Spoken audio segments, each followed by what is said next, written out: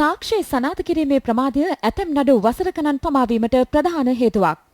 නඩු තීන්දුව කඩිනම් කිරීමට සාක්ෂි සැකෙන් තොරව ඔප්පු කළ යුතුයි. ඇසෙන් දුටුවන්ගේ වාචික සාක්ෂි මෙන්ම අපරාධයේ ස්ථානයෙන් හමු වූ ද්‍රව්‍ය ඔස්සේ සිදු කෙරෙන විද්‍යාත්මක පරීක්ෂණ සාක්ෂි අපරාධකරුවන් හඳුනා ගැනීමට ප්‍රධාන ලෙස භාවිත වනවා. වාචික සාක්ෂි සම්බන්ධ ප්‍රායෝගික ගැටලු ගණනාවක් තිබෙනවා. අපරාධයක් ඇසෙන් දුටු අය සාක්ෂි දීමට මැළවීම, නඩුවාර අතරතුර සාක්ෂිකරුවන්ට තර්ජන එල්ලවීම ඒ අතර ප්‍රධාන බව ශ්‍රේෂ්ඨ අධිකරණ නීතිඥ රවින්ද්‍රනාත් දාබරේ මහතා පවසනවා. සාක්ෂි අතර වැදගත්ම සාක්ෂි සමහර විට කලට වේලාවට අධිකරණයට ලැබෙන්නේ නැහැ. මේ විදිහට කාලයේ වැය වෙන ක්‍රමවේදයන් සහ පියවරයන් ගණනාවක් සමහර විට ගන්නට සිදුවේ.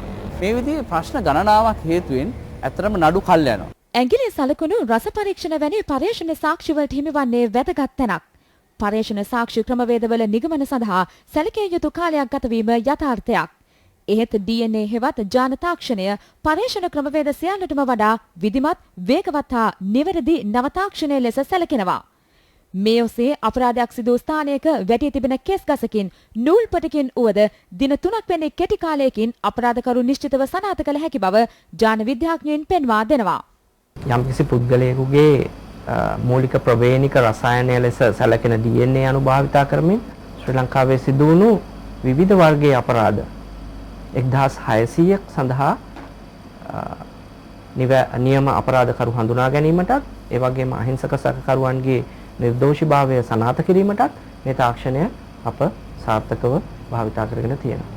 අපරාධකරුවන් පිළිබඳ ලේඛන පවත්වාගෙන යාමේදී ඇඟිලි සලකුණු ක්‍රමවේදයට වඩා DNA දත්ත පවත්වාගෙන යාම සාර්ථක බවද ජාන විද්‍යාඥයින් පෙන්වා දෙනවා. අපමත නිදහස් වූ සැකකරුවෙක් නැවත සිදු කරන අපරාධයකදී ඇඟිලි සලකුණු වලට වඩා DNA දත්ත ඔස්සේ පරීක්ෂණ සිදු කිරීම ලොව පුරා ප්‍රචලිත ක්‍රමයක්. ඒ සඳහා DNA දත්ත බැංකු පවත්වාගෙන යනු ලබනවා. මෙරට අපරාධ නඩු විභාගයකදී DNA තාක්ෂණය යොදා ගැනුනේ මීට වසර 10කට පෙරයි. ලොව බොහෝ රටවල අපරාධ හඳුනා ගැනීමේ නව ක්‍රමවේද සකස් කර ඇත්තේද DNA තාක්ෂණය මතයි. ජාතික හැඳුනුම්පත සඳහා DNA තාක්ෂණය භාවිත කිරීම ඉන් එක් අවස්ථාවක්.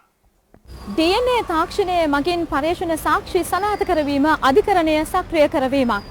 ඉතාමත්ම ඉක්මනින් සාධාරණයක් ඉටුවනවා පමණක් නොව නීති ක්ෂේත්‍රයේ මෙන්ම මහජනතාවගේ කාලයත් මුදලත් මෙමගින් ඉතිරි කරගත හැකි. එමෙන්ම රටක අපරාධ අවම කර ගැනීම සඳහා මෙම තාක්ෂණය මහත් පිටුබලයක් සපයනවා. මම නිසංසලා රත්නායක.